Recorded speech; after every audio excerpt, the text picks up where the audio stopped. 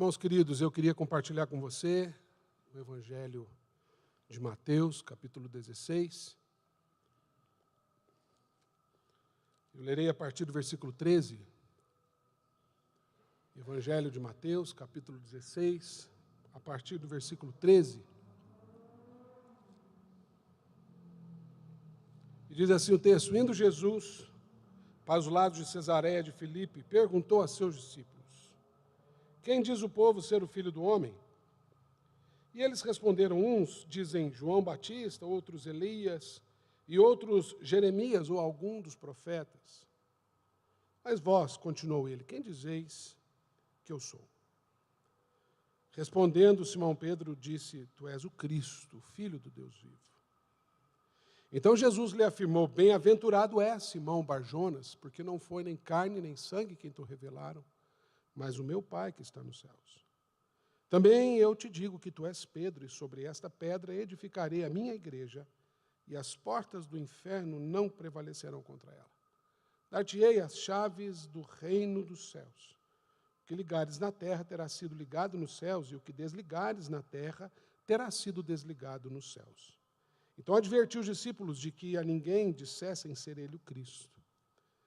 Desde esse tempo começou Jesus Cristo a mostrar a seus discípulos que lhes era necessário seguir para Jerusalém e sofrer muitas coisas dos anciãos, dos principais sacerdotes e dos escribas, ser morto e ressuscitado no terceiro dia.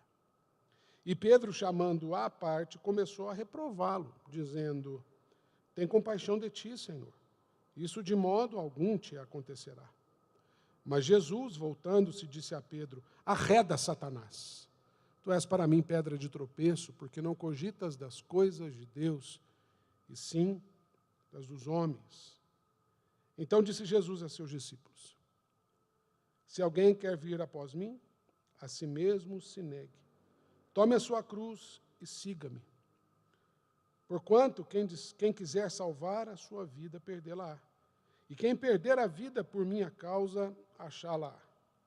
Pois que aproveitará o homem se ganhar o mundo inteiro e perder a sua alma?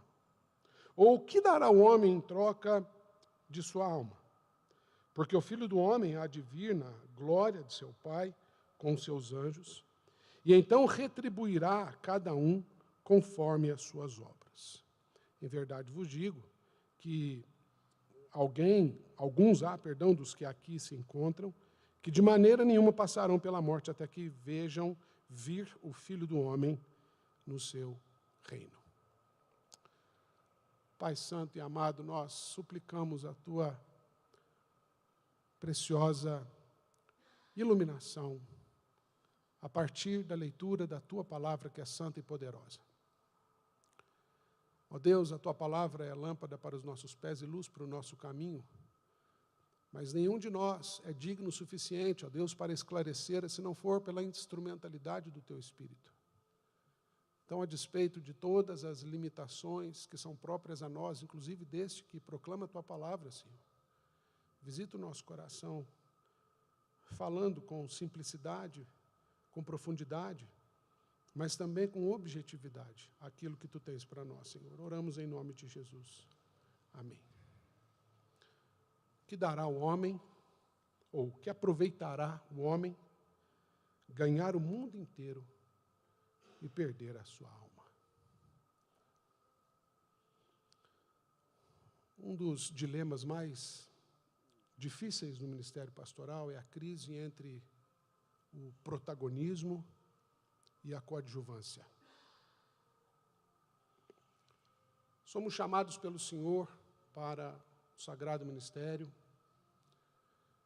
e recebemos da parte dele toda a instrumentalidade e a capacidade para seguir adiante. Isso vai desde a graça de Deus que nos favorece no conhecimento da doutrina, até a capacidade da proclamação propriamente dita no púlpito, mas vai para além, vai para o dia a dia, no exercício do ofício do ministério, nos atendimentos pastorais, nas visitações.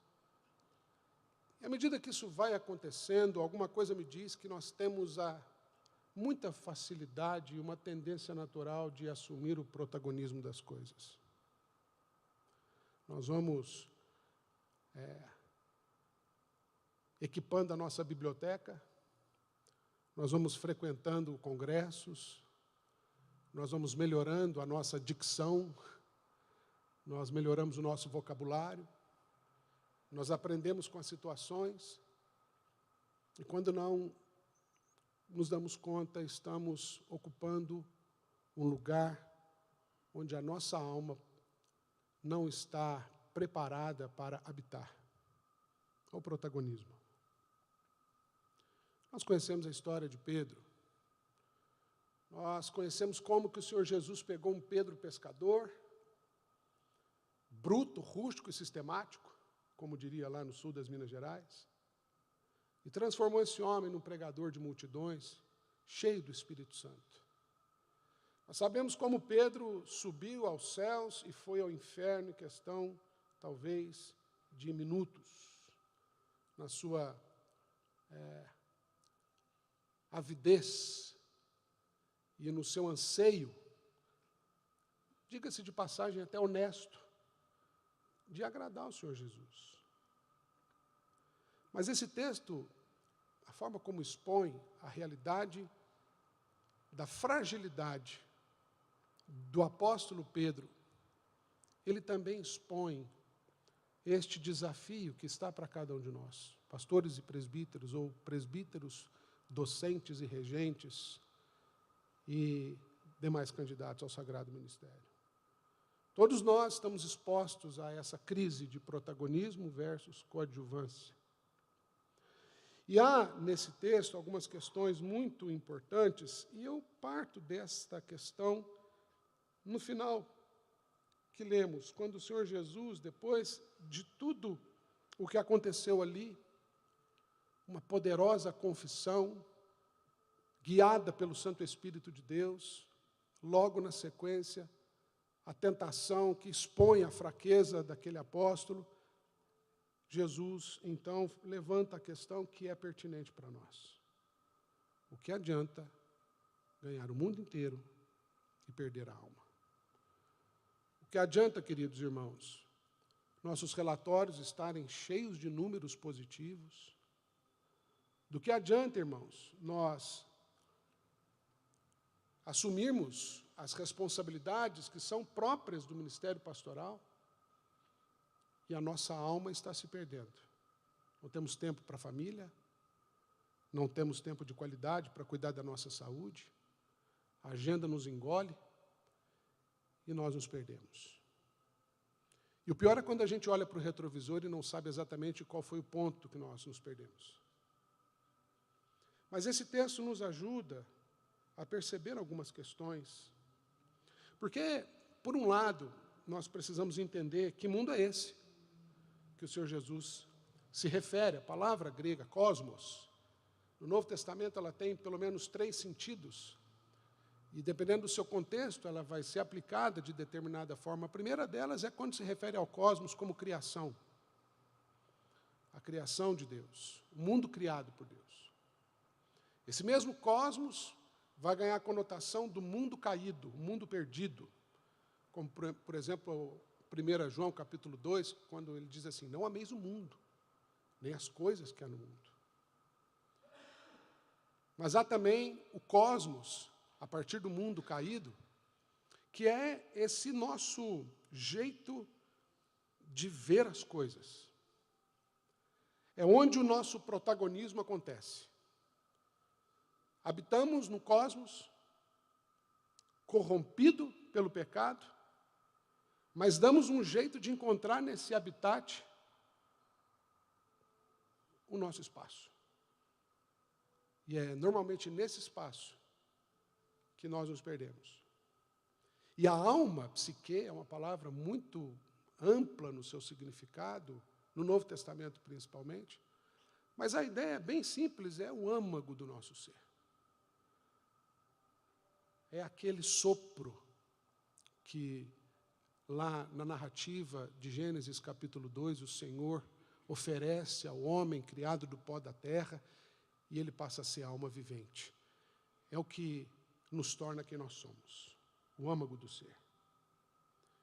É disso que Jesus está falando. O que adianta nós termos um ministério, cosmologicamente falando, gigantesco, e a psique está completamente encruada, comprometida. Onde é que nós nos perdemos? Ou quais os riscos que nós podemos estar correndo e não percebemos? O Senhor Jesus começa esta conversa, pelo menos nesse contexto imediato que estamos observando aqui, levantando uma questão que nos aponta para a primeira solução. O Senhor Jesus pergunta: quem diz o povo ser o Filho do Homem? E o povo faz comparações. Uns dizem Elias, outros Jeremias, João Batista, algum dos grandes profetas. O povo faz comparações, mas não é só o povo, não. Nós nos comparamos. A grama do vizinho sempre está mais verde que a nossa. E o Senhor Jesus, então, a despeito das opiniões diversas, e é interessante que a opinião é uma das possíveis traduções da palavra doxa, normalmente traduzido por glória. Então, normalmente a nossa opinião é uma forma de enaltecer a nossa própria glória. E o Senhor Jesus, depois de observar a opinião do povo, ou de ouvir a opinião da maioria das pessoas, as comparações, ele então se volta para eles. O texto é claro em dizer que o Senhor então se voltou para eles e disse: e vocês? Porque uma coisa é a resposta do povo, uma coisa é a resposta da agenda, uma coisa é a resposta da expectativa, outra coisa é a resposta honesta. A resposta que vem de forma tão honesta a ponto de ouvir do Senhor Jesus: você não poderia ter dito isso se não fosse algo que vem do alto. A resposta que vem da alma é a resposta que diz: tu és o Cristo. Tu és o Filho do Deus vivo. Portanto, o primeiro cuidado que nós precisamos ter para não perder a nossa alma é jamais perder de vista quem realmente é o Senhor Jesus na nossa vida. Isso parece trivial, mas não é tão simples. Porque quando nós começamos a assumir o protagonismo das coisas, nós nos tornamos, ou pelo menos, ainda que inconscientemente falando, o próprio Cristo da nossa vida. E nós achamos que a capacidade, o desempenho da nossa igreja, a frutificação do nosso ministério, vem do nosso sacrifício, e não vem. Irmãos, a nossa identidade está de tal maneira na obra do Senhor Jesus que nós não podemos ouvir a opinião dos outros. Paulo, quando escreve aos Tessalonicenses, capítulo 5, ele diz assim: fiel é o que o chama, o qual também o fará. Ele nos chamou, queridos, para uma caminhada ombro a ombro, de discipulado, de dependência, onde na própria caminhada, a cada dia, nós atestamos com cada vez mais clareza e convicção de que Ele é o Cristo. Só Ele é o Cristo. E quando Pedro diz isso, além de esclarecer a Pedro a respeito da natureza dessa convicção, ele faz mais um alerta, para que Pedro não confunda Pedro com pedra. E nós corremos o risco de confundir Pedro com pedra. O trocadilho aqui de Mateus, no texto original, nos chama atenção. Petros e Petra. Cascalho. Fuligem de pedra. E rocha. Firme e inabalável. Nós não podemos trocar pedra por Pedro. Nós somos Pedro, nós não somos pedra. Só Ele é a rocha na qual nós estamos alicerçados. E é nessa rocha que nós recebemos a advertência que Pedro recebeu, que é um entendimento a respeito, de fato, do desempenho no nosso ministério. Quando ele diz assim, eu vou te dar a chave do céu. A palavra grega klais aqui, ela é muito interessante porque ela dá a ideia de um entendimento sistemático, de uma engrenagem.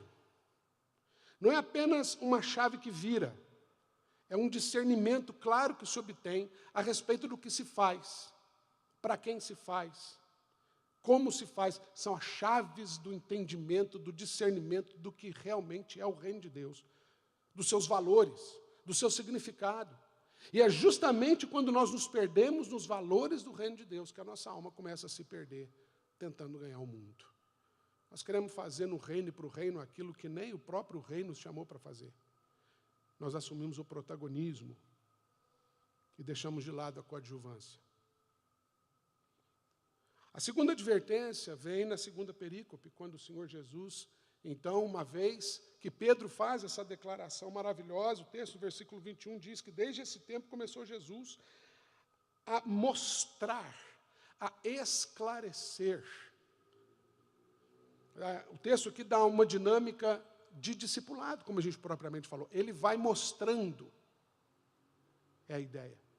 Ele não apenas expôs uma figura, ele passa a mostrar, através de fatos, de argumentos, de exemplos, do seu próprio ensino, o que era necessário, e que a necessidade era de ir para Jerusalém e sofrer tudo aquilo que estava preparado, para então ser morto e ressurreto ao terceiro dia. E a nossa tentação de negar a natureza do sacrifício de Jesus fica patente quando nós banalizamos a santidade. Quando Pedro nega o sacrifício de Jesus e a sua ressurreição, quando ele sucumbe à tentação de dizer, não faça isso, o Senhor Jesus então diz, arreda-te, Satanás, porque Satanás não pode roubar nossa salvação, mas pode macular nossa santidade. Satanás não pode tocar naquilo que Deus conquistou. Ele não pode alterar os decretos da eleição, mas ele trabalha para corromper as chaves do reino de Deus que ele nos deu. O entendimento a respeito da nossa identidade. Isso tudo se dá de forma tão sutil que nós nem percebemos. Nós banalizamos a santidade. O sacrifício de Jesus é para nos santificar. O sacrifício de Jesus é para que eu e você tenhamos uma vida santa. E vida santa que extrapola os limites da moralidade. Santidade, os irmãos sabem, no sentido mais explícito da sua palavra, do significado de santo, que é separado, está diretamente ligado com a vocação.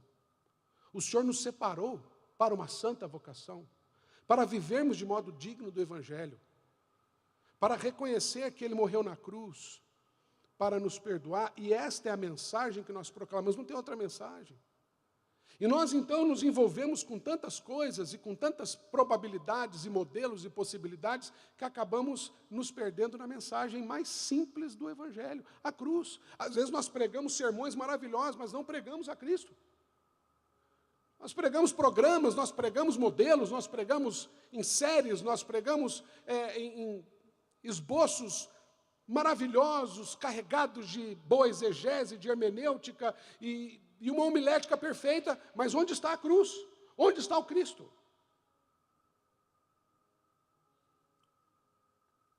Nós nos perdemos, ou a nossa alma se perde nisso, tentando ganhar o mundo, no lugar daquele que já conquistou para nós.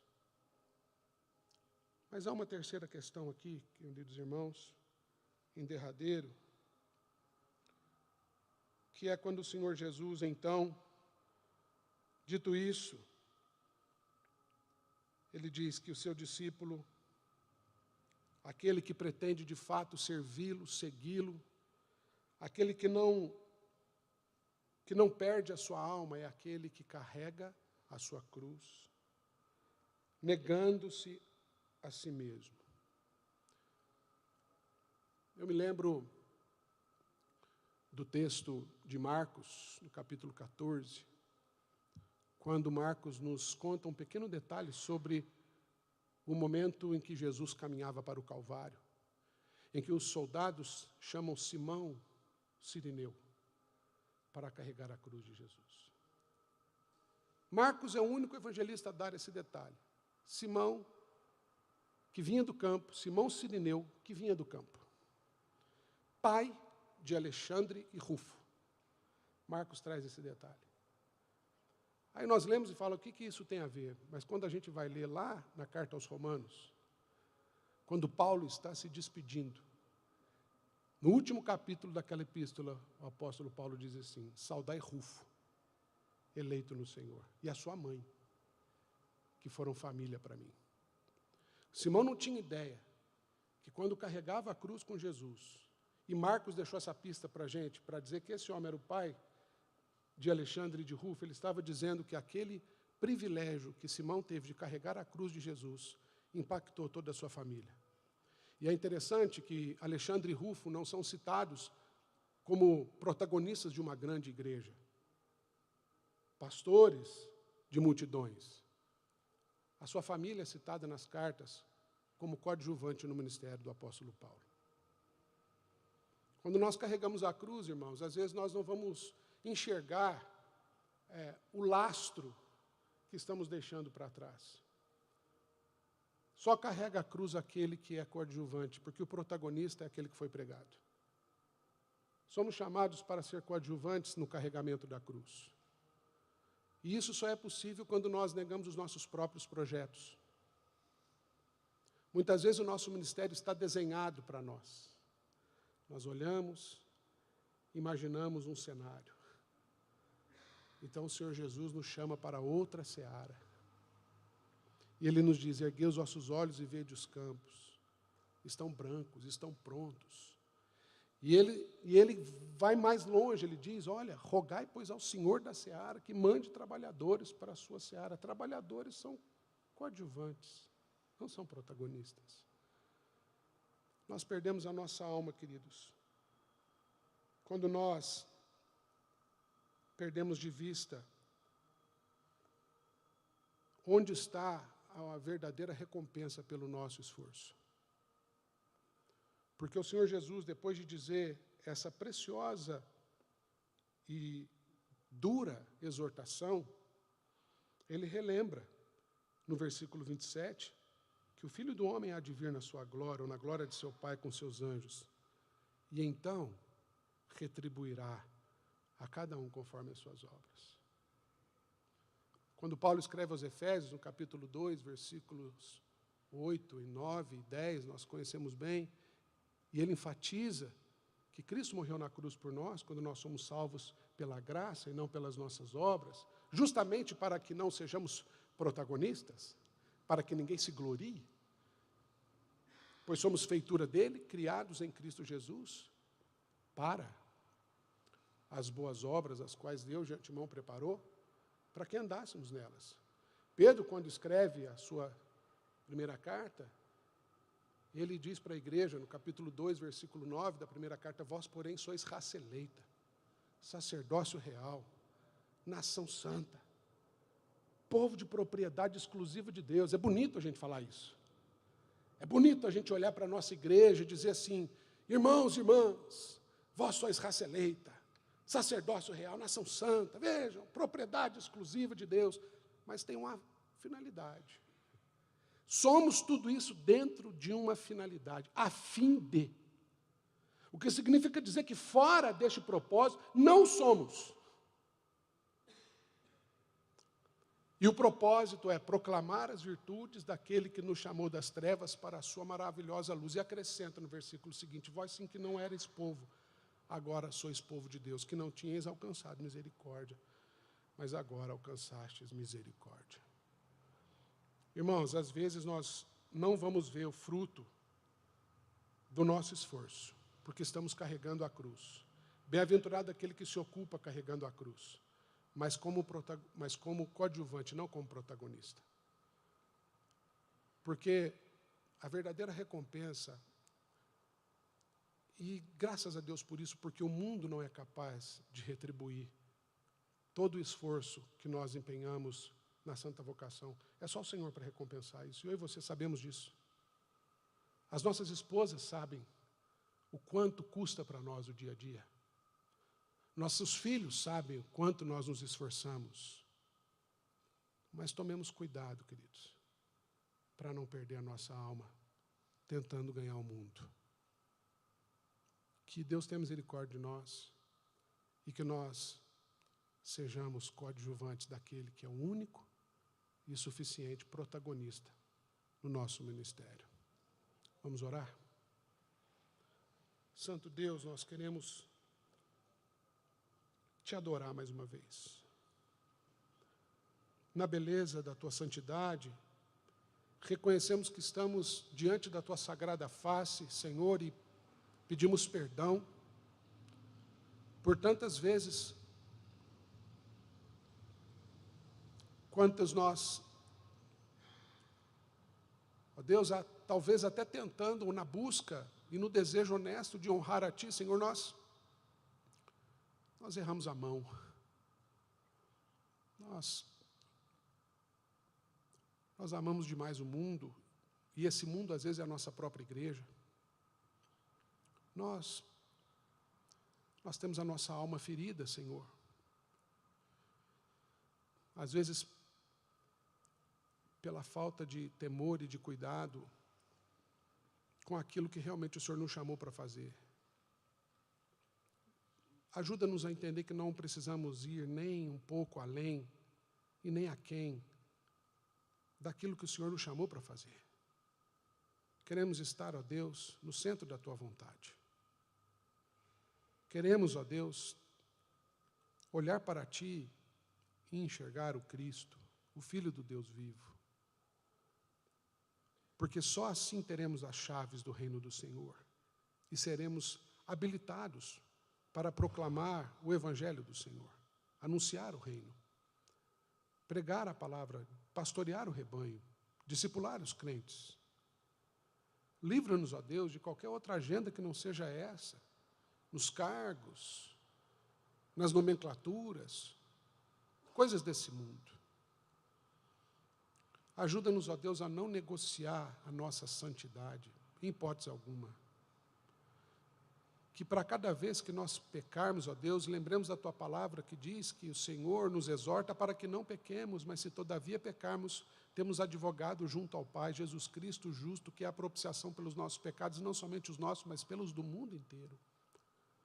Nós Te adoramos por isso, Senhor. Livra-nos da tentação de Satanás, de trabalhar contra o Senhor, Pai.